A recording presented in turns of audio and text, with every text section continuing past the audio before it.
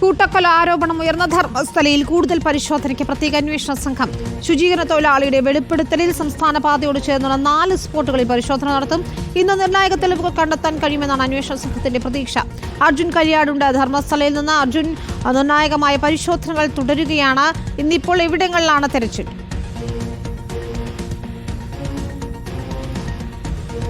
അർജുനിലേക്ക് നമുക്ക് എത്തണം. ചെറിയ സാങ്കേതിക പ്രശ്നമുണ്ട്. ഏതായാലും നിർണായകമായ തെളിവുകൾ ലഭിക്കുമെന്ന് തന്നെയാണ് പ്രതീക്ഷിക്കുന്നത്. അർജുൻ, ഇന്നിപ്പോൾ അതായത് നദീതീരങ്ങളിലെ പരിശോധന ഏതാണ്ട് പൂർത്തിയാക്കിക്കൊണ്ട് സംസ്ഥാന പാതയോട് ചേർന്നുള്ള സ്പോട്ടുകളിലേക്ക് എത്തിയിരിക്കുന്നു തെരച്ചിൽ, അല്ലേ?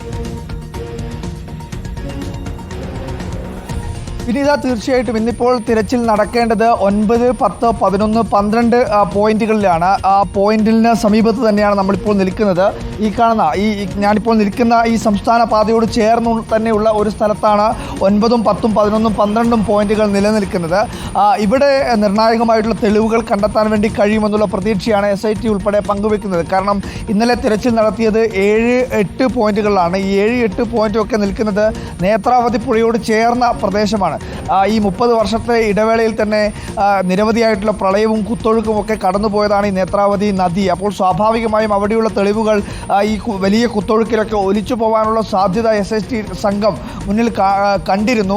പക്ഷേ ഇന്നലെ പ്രതീക്ഷിച്ചതുപോലെ തന്നെ അവിടെ നിന്നും കാര്യമായ തെളിവുകളൊന്നും തന്നെ കണ്ടെത്താൻ വേണ്ടി കഴിഞ്ഞിട്ടില്ല. ഇതുവരെയുമായ തെരച്ചിലിൽ 1 മുതൽ 8 വരെ പോയിന്റുകളിൽ നടത്തിയിട്ടുള്ള തെരച്ചിൽ ആകെ കൃത്യമായ രീതിയിലുള്ളൊരു തെളിവ് കണ്ടെത്താൻ വേണ്ടി കഴിഞ്ഞത് 6ാമത്തെ പോയിന്റിൽ മാത്രമാണ്. മനുഷ്യാസ്ഥികൂടത്തിൻ്റെ 14 കഷണങ്ങൾ അവിടെ നിന്നും കണ്ടെത്തിയിട്ടുണ്ട്. ശാസ്ത്രീയ പരിശോധന ഉൾപ്പെടെ പൂർത്തിയാക്കേണ്ടതുണ്ട്. എന്തായാലും ഇന്നിപ്പോൾ തിരച്ചിൽ നടത്തുന്ന പോയിന്റ് നമുക്കിപ്പോൾ ദൃശ്യങ്ങൾ തന്നെ കാണാൻ വേണ്ടി കഴിയും. ഈ 9 എന്ന് മാർക്ക് ചെയ്ത പോയിന്റിലായിരിക്കുമെന്ന് ആദ്യം പരിശോധന നടക്കുക. SIT സംഘം ആദ്യം പരിശോധന നടത്തുന്നത് നമുക്ക് ഈ കാടിനകത്ത് കൂടെ കാണാൻ വേണ്ടി കഴിയുന്ന മഞ്ഞ ബോർഡ്, അത് 9 എന്ന് മാർക്ക് ചെയ്ത് വെച്ചിരിക്കുന്നതാണ്. അവിടെയാണ് ഈ പറയുന്ന ശുചീകരണ തൊഴിലാളി കാണിച്ചു കൊടുത്ത 9ാമത്തെ സ്പോട്ടുള്ളത്. ഇതിന് തൊട്ടടുത്ത് തന്നെ 10ഉം 11ഉം 12ഉം ഇതേ സ്പോട്ടിൽ തന്നെയാണ് വരുന്നത്. അതായത് ഈ പറയുന്ന 9നോട് ചേർന്ന് തന്നെ ഒരു 50 മീറ്റർ മാറിയാണ് 10ാമത്തെ സ്പോട്ട് വരുന്നത്. അതിന് തൊട്ടപ്പുറത്ത് തന്നെ 11ഉം 12ഉം വരും. ആ പ്രദേശങ്ങളിൽ ഉൾപ്പെടെ പരിശോധന നടക്കേണ്ടതുണ്ട്.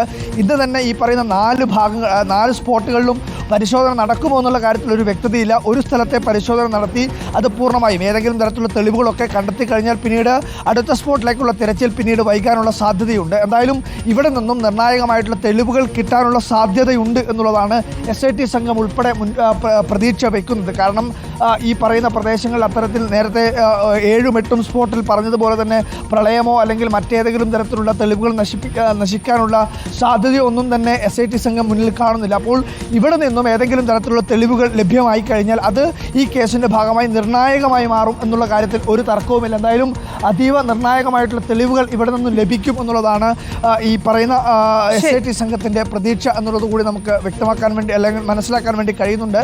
എന്തായാലും ഏറ്റവും പ്രധാനമായിട്ടുള്ളത് ഇവിടെ നിന്നും ഒരു തെളിവ് കണ്ടെത്തി കഴിഞ്ഞാൽ അല്ലെങ്കിൽ ഈ പറയുന്ന ഇനിയുള്ള പോയിന്റുകളിൽ നിന്നും തെളിവ് ഈ പറയുന്ന ഭാഗത്ത് 10ാമത്തെ സ്പോട്ട് നിൽക്കുക. അതായത് ഒരു 50 മീറ്റർ പോലുമില്ല, ഒരു 20 മീറ്റർ മാറി തന്നെയാണ് 10ാമത്തെ സ്പോട്ട് നിലനിൽക്കുന്നത്. ഈ പറയുന്ന മരത്തിനോട് നേരെ താഴെ ഭാഗത്താണ് പറയുന്ന 10ാമത്തെ സ്പോട്ട് നിലനിൽക്കുന്നത്. അപ്പോൾ സ്വാഭാവികമായും ഇവിടെ നിന്ന് തെളിവുകൾ ലഭിച്ചു കഴിഞ്ഞാൽ കൃത്യമായ രീതിയിൽ അത് വലിയ രീതിയിലുള്ള ഒരു അന്വേഷണത്തിൽ ഒരു വഴിത്തിരിവായി മാറുകയും ചെയ്യും.